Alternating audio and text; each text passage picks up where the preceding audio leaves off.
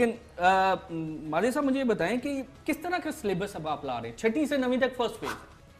देखिए, इसमें बच्चों को एजुकेट करेंगे कि जो इस तरह का जो माहौल बनता है उस माहौल में उनको खुद को बचना कैसे है। जैसे मुनीदा ने बात की कि वालिदैन को अपने बच्चों के साथ दोस्ती करनी होगी और उनको अवेयरनेस देनी होगी कि अगर ये सिचुएशन अराइज होती है तो आपने किस तरह रिएक्ट करना है।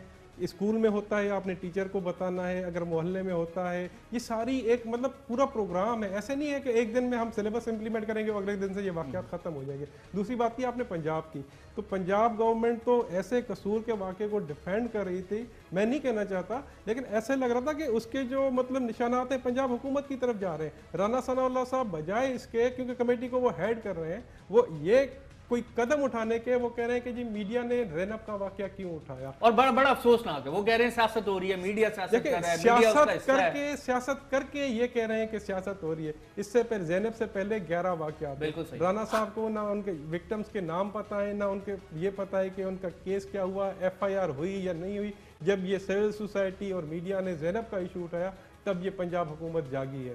तो इस तरह की पॉलिटिकल पॉइंट स्कोरिंग इसके ऊपर नहीं होनी चाहिए, क्योंकि ये हमारी सोसाइटी का मसला है, कोई सियासी मसला नहीं है।